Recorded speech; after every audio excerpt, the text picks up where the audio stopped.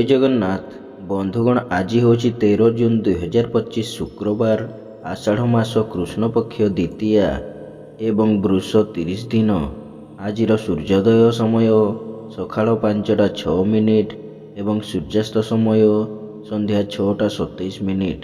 ବର୍ତ୍ତମାନ ଆସନ୍ତୁ ଜାଣିବା ଆଜିର ରାଶିଫଳ ବିଷୟରେ। ପ୍ରଥମେ ଜାଣିବା ମେଷ ରାଶି ବିଷୟରେ। ମେଷ ରାଶି ଆଜି ଷଷ୍ଠ ଚନ୍ଦ୍ର ଯୋଗୁଁ ରୋଗ, ଋଣ, ଦୁଃଖ, ଶୋକ, କ୍ଲେଶ ଓ ମାନସିକ ଅବସାଦରୁ ସାମୟିକ ମୁକ୍ତି ମିଳିବ।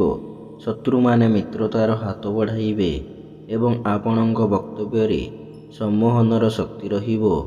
ସକାଳ 6ଟା 34 ମିନିଟ୍ ପରେ ମଙ୍ଗଳଙ୍କ ନକ୍ଷତ୍ର ଭୋଗ ହେଉଥିବାରୁ ମୂଲ୍ୟବାନ ଧାତୁ, ଭୂମି ଓ ଯାନବାହନ କ୍ରୟ କରିବେ। ବାଣିଜ୍ୟ, ବ୍ୟବସାୟ ଓ ପରିବହନରେ ଆୟ ଅତି ଉତ୍ତମ ହେବ ଏବଂ ନୂତନ ପରିବହନ ବ୍ୟବସାୟ ପାଇଁ ଚୁକ୍ତିବଦ୍ଧ ହେବେ। କର୍ମରେ ସଫଳତା, ଉଚ୍ଚ ସମ୍ମାନ, ଉଚ୍ଚ ପଦବୀ ପ୍ରାପ୍ତ ହେବ। ଯେଉଁମାନଙ୍କର ଦ୍ୱିଜା ମେଷ, ସେମାନେ ଆଜି ଉପକୃତ ହେବେ। ଆପଣଙ୍କ ପାଇଁ ଆଜି ଶୁଭ ରଙ୍ଗ ଲାଲ, ଶୁଭ ସଂଖ୍ୟା 3। ଆଜି ଆପଣ ମା ଚଣ୍ଡୀଙ୍କୁ ଆରାଧନା କରନ୍ତୁ। ଆପଣଙ୍କ ଦିନଟି ଭଲରେ କଟିବ। ତାପରେ ଜାଣିବା ବୃଷ ରାଶି ବିଷୟରେ। ବୃଷ ରାଶି ଆଜି ଘାତଚନ୍ଦ୍ର ଯୋଗୁଁ ମାନ ସମ୍ମାନ ହାନି, ମାନସିକ ଦୁଶ୍ଚିନ୍ତା, ପରିବାରରେ ମନୋମାଳିନ୍ୟ, ସ୍ୱଜନରେ ବିବାଦ, ପଡ଼ୋଶୀଙ୍କ ସହ ତିକ୍ତତା ଏବଂ ଅପମାନ, ଅପଯଶ, ଅପନିନ୍ଦା ମିଳିବ। ସନ୍ତାନମାନଙ୍କର କର୍ମ ଓ ପିତାମାତାଙ୍କ ସ୍ୱାସ୍ଥ୍ୟକୁ ନେଇ ଚିନ୍ତିତ ହେବେ। ପାରିବାରିକ ବିବାଦ, ପୈତୃକ ସମ୍ପତ୍ତିକୁ ନେଇ ବିବାଦ ଓ ଜମିଜମା ବିବାଦ ଲାଗି ରହିବ। ବାଣିଜ୍ୟ, ବ୍ୟବସାୟ ଓ ପରିବହନରେ ଆୟଠାରୁ ବ୍ୟୟ ଅଧିକ ହେବ ଏବଂ ମନରେ ଅସହାୟ ଭାବ ପ୍ରକାଶ ପାଇବ। କର୍ମରେ ବିଫଳତା ଓ ସହକର୍ମୀଙ୍କ ଉପହାସର ପାତ୍ର ହେବେ। ଯେଉଁମାନଙ୍କର ମୃଗଶିରା ବୃଷ, ସେମାନେ ଆଜି ସତର୍କ ହେବେ। ଆପଣଙ୍କ ପାଇଁ ଆଜି ଶୁଭ ରଙ୍ଗ ସିଲଭର, ଶୁଭ ସଂଖ୍ୟା 2। ଆଜି ଆପଣ ମା କମଳାଙ୍କୁ ଆରାଧନା କରନ୍ତୁ। ଆପଣଙ୍କ ଦିନଟି ଭଲରେ କଟିବ। ତୃତୀୟରେ ଜାଣିବା ମିଥୁନ ରାଶି ବିଷୟରେ। ମିଥୁନ ରାଶି ଆଜି ଚତୁର୍ଥ ଚନ୍ଦ୍ର ଯୋଗୁଁ ଧନ କ୍ଷତି, ମାନସିକ ଅସ୍ଥିରତା, ପରିବାରରେ ମନୋମାଳିନ୍ୟ, ଯାନବାହନରେ ଖର୍ଚ୍ଚାନ୍ତ ଏବଂ ଆର୍ଥିକ ଠକାମିରେ ପଡ଼ିପାରନ୍ତି। ଧନକୁ ନେଇ ବିବାଦ ଓ ମାଲି ମୋକଦ୍ଦମାରେ ପଡ଼ିପାରନ୍ତି ଏବଂ ମୂଲ୍ୟବାନ ପଦାର୍ଥ ନଷ୍ଟ କିମ୍ବା ହଜିଯାଇପାରେ। ବାଣିଜ୍ୟ, ବ୍ୟବସାୟରେ କ୍ଷତି ଏବଂ ପରିବହନ ବ୍ୟବସାୟରେ ବିବାଦ ଘଟିବ। କର୍ମରେ ବିଫଳତା ଓ ପଦସ୍ଥ ଅଧିକାରୀଙ୍କ ରୋଷର ଶିକାର ହେବେ। ଯେଉଁମାନଙ୍କର ମୃଗଶିରା ମିଥୁନ, ସେମାନେ ଆଜି ସତର୍କ ହେବେ। ଆପଣଙ୍କ ପାଇଁ ଆଜି ଶୁଭ ରଙ୍ଗ ମେରୁନ, ଶୁଭ ସଂଖ୍ୟା 4। ଆଜି ଆପଣ ମା ଛିନ୍ନମସ୍ତାଙ୍କୁ ଆରାଧନା କରନ୍ତୁ। ଆପଣଙ୍କ ଦିନଟି ଭଲରେ କଟିବ। ତାପରେ ଜାଣିବା କର୍କଟ ରାଶି ବିଷୟରେ। କର୍କଟ ରାଶି ଆଜି ତୃତୀୟ ଚନ୍ଦ୍ର ଓ ମଙ୍ଗଳଙ୍କ ନକ୍ଷତ୍ର ଭୋଗ ହେଉଥିବାରୁ ମୂଲ୍ୟବାନ ଧାତୁ, ଭୂମି ଓ ଯାନବାହନ କ୍ରୟ କରିବେ କିମ୍ବା ଭୂମି ପୂଜା, ଗୃହାରମ୍ଭ, ଗୃହ ପ୍ରତିଷ୍ଠା, ବିଦ୍ୟାରମ୍ଭ, କର୍ମାରମ୍ଭ ଆଦି ଶୁଭକର୍ମର ଆୟୋଜନ କରିପାରନ୍ତି। ଭାଇ ଭଉଣୀ, ସ୍ୱଜନ, ପରିଜନ, ବନ୍ଧୁବାନ୍ଧବ, ସହକର୍ମୀ, ସହଯୋଗୀଙ୍କ ସହାୟତାରେ ଉନ୍ନତିମୂଳକ କର୍ମରେ ଅଗ୍ରସର ହେବେ। ବାଣିଜ୍ୟ, ବ୍ୟବସାୟ ଓ ପରିବହନରେ ଆୟ ଅତି ଉତ୍ତମ ହେବ ଏବଂ ନୂତନ ବ୍ୟବସାୟ କିମ୍ବା ବିଦେଶ ଯାତ୍ରାର ସୁଯୋଗ ଜୁଟିବ। କର୍ମରେ ସଫଳତା ଓ ସମସ୍ତ କର୍ମରେ ଆପଣଙ୍କର କର୍ମକୁଶଳତା, କାର୍ଯ୍ୟଦକ୍ଷତା ପ୍ରକାଶ ପାଇବ। ଯେଉଁମାନଙ୍କର ପୁନଃବସୁ ଓ ଅଶ୍ଳେଷା କର୍କଟ, ସେମାନେ ଆଜି ସୁଫଳ ପାଇବେ। ଆପଣଙ୍କ ପାଇଁ ଆଜି ଶୁଭ ରଙ୍ଗ ଗୋଲାପୀ, ଶୁଭ ସଂଖ୍ୟା 1। ଆଜି ଆପଣ ଭଗବାନ ବିଷ୍ଣୁଙ୍କୁ ଆରାଧନା କରନ୍ତୁ। ଆପଣଙ୍କ ଦିନଟି ଭଲରେ କଟିବ। ତାପରେ ଜାଣିବା ସିଂହ ରାଶି ବିଷୟରେ। ସିଂହ ରାଶି ଆଜି ଦ୍ୱିତୀୟ ଚନ୍ଦ୍ର ଯୋଗୁଁ ଧନ ସମ୍ପଦ ବୃଦ୍ଧି ପାଇବ ଏବଂ ଆୟର ନୂତନ ମାର୍ଗ ଖୋଲିବ। ଆକସ୍ମିକ ଧନ ଲାଭ, କୌଣସି ବିଶେଷ ସୂତ୍ରରୁ ଧନ ପ୍ରାପ୍ତି ଏବଂ ଅନ୍ୟକୁ ଦେଇଥିବା ଧନ ଓ ହୃଦ୍ଧନ ଓ ବକେୟା ଧନ ପ୍ରାପ୍ତ ହେବ। ଖର୍ଚ୍ଚ କରିବାରେ ଟାଳଟୁଳ ନୀତି ଅବଲମ୍ବନ କରିବେ ଏବଂ ଧନର ସଦ୍ ବିନିଯୋଗ କରିବେ। ବାଣିଜ୍ୟ, ବ୍ୟବସାୟ ଓ ପରିବହନରେ ଆୟ ଅତି ଉତ୍ତମ ହେବ ଏବଂ ଆୟର କିଛି ଅଂଶ ସଞ୍ଚୟରେ ବିନିଯୋଗ କରିବେ। କର୍ମରେ ସଫଳତା ମିଳିଲେ ମଧ୍ୟ ମନରେ ଆତ୍ମସନ୍ତୋଷ ମିଳିବ ନାହିଁ। ଯେଉଁମାନଙ୍କର ପୂର୍ବ ଫାଲ୍ଗୁନୀ ସିଂହ ସେମାନେ ଆଜି ଉପକୃତ ହେବେ। ଆପଣଙ୍କ ପାଇଁ ଆଜି ଶୁଭ ରଙ୍ଗ ଲାଲ, ଶୁଭ ସଂଖ୍ୟା 6। ଆଜି ଆପଣ ପ୍ରଭୁ ଶ୍ରୀ ଜଗନ୍ନାଥଙ୍କୁ ଆରାଧନା କରନ୍ତୁ। ଆପଣଙ୍କ ଦିନଟି ଭଲରେ କଟିବ। ତାପରେ ଜାଣିବା କନ୍ୟା ରାଶି ବିଷୟରେ। କନ୍ୟା ରାଶି ଆଜି ଶ୍ରୀଚନ୍ଦ୍ର ଶୁକ୍ରବାର ଏକାଦଶୀ ତିଥି ଯୋଗୁଁ ମନରେ ପ୍ରସନ୍ନତା, ସ୍ୱଜନରେ ସୁସମ୍ପର୍କ, ପରିବାରରେ ସୁଖ ଶାନ୍ତି ଏବଂ ଚାଲିଚଳନ, ବ୍ୟବହାର, କଥାବାର୍ତ୍ତା ମାର୍ଜିତ ଓ ସର୍ବଜନ ଆଦୃତ ହେବ। ଆମୋଦ ପ୍ରମୋଦ, ମୌଜ ମଜଲିସରେ ଅଧିକ ଆଗ୍ରହ ରହିବ ଏବଂ ପରିବାରର ସମସ୍ତ ସଦସ୍ୟଙ୍କ ମଧ୍ୟରେ ଉତ୍ତମ ବୁଝାମଣା ରହିବ। ବାଣିଜ୍ୟ, ବ୍ୟବସାୟ ଓ ପରିବହନରେ ଆୟ ଅତି ଉତ୍ତମ ହେବ ଏବଂ ପୂର୍ବରୁ ହୋଇଥିବା କ୍ଷତିର ଭରଣା କରିବାରେ କିଛି ମାତ୍ରାରେ ସଫଳ ହେବେ। କର୍ମରେ ସଫଳତା, ସମ୍ମାନ ଶୀର୍ଷରେ ରହିବ। ଯେଉଁମାନଙ୍କର ହସ୍ତକନ୍ୟା ସେମାନେ ଆଜି ଉପକୃତ ହେବେ।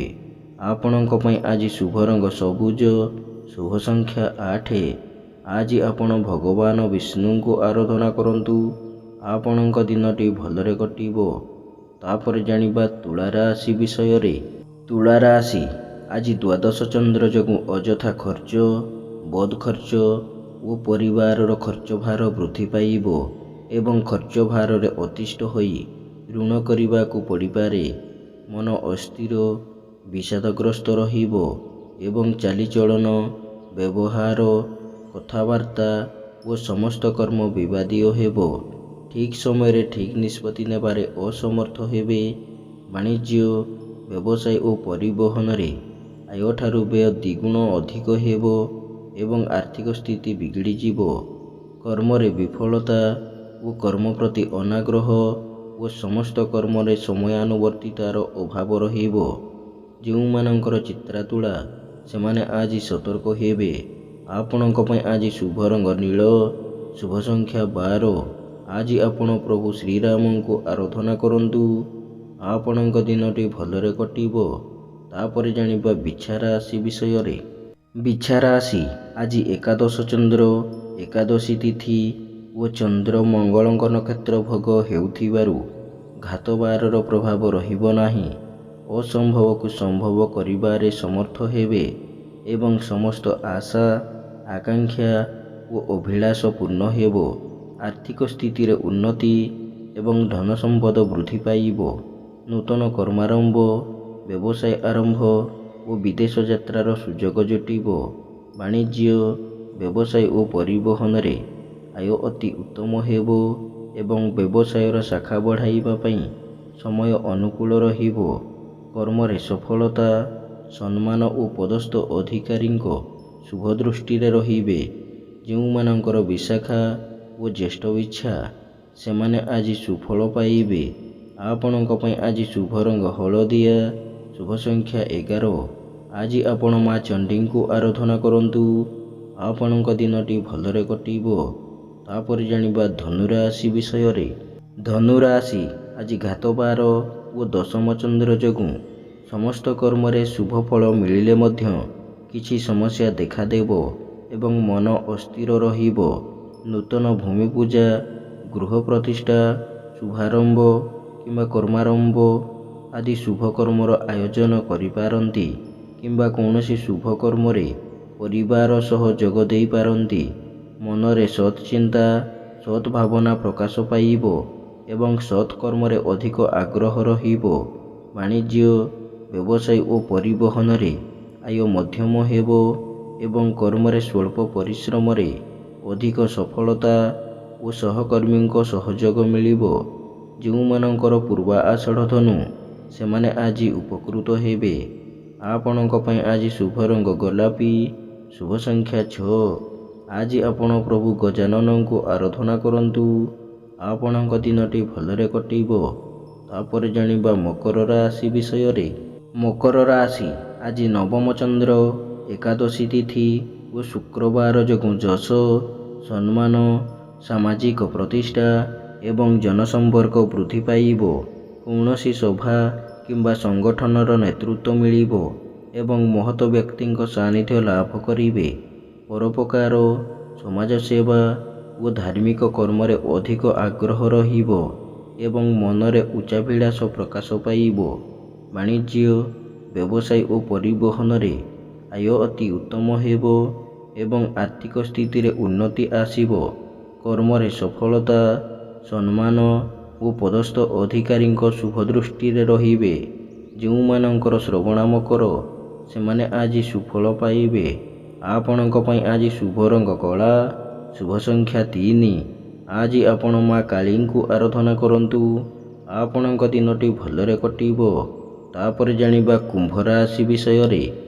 କୁମ୍ଭ ରାଶି ଆଜି ଅଷ୍ଟମ ଚନ୍ଦ୍ର ଯୋଗୁଁ ମନରେ ବିରକ୍ତି ଭାବ ଓ ଚିଡ଼ଚିଡ଼ାପଣ ପ୍ରକାଶ ପାଇବ ଏବଂ ମନରେ ଦୁଶ୍ଚିନ୍ତା, ଦୁର୍ଭାବନା ଓ ହତୋତ୍ସାହ ଭାବ ପ୍ରକାଶ ପାଇବ। ସମସ୍ତ କର୍ମରେ ଭୁଲ ନିଷ୍ପତ୍ତି ନେବେ ଏବଂ ବିନା କାରଣରେ ବହୁତ ବ୍ୟସ୍ତ ରହିବେ।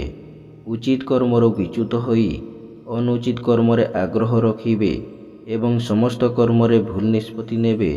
ବାଣିଜ୍ୟ, ବ୍ୟବସାୟ ଓ ପରିବହନରେ ଆୟଠାରୁ ବ୍ୟୟ ଅଧିକ ହେବ ଏବଂ ଆର୍ଥିକ ସ୍ଥିତି ପ୍ରଭାବିତ ହେବ।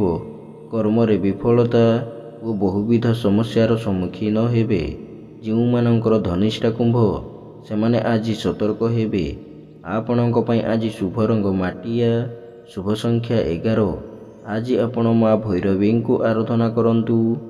ଆପଣଙ୍କ ଦିନଟି ଭଲରେ କଟିବ। ତାପରେ ଜାଣିବା ମୀନ ରାଶି ବିଷୟରେ। ମୀନ ରାଶି ଆଜି ଘାତବାର ଓ ସପ୍ତମ ଚନ୍ଦ୍ର ଯୋଗୁଁ ଘାତବାରର ପ୍ରଭାବ ରହିବ ନାହିଁ।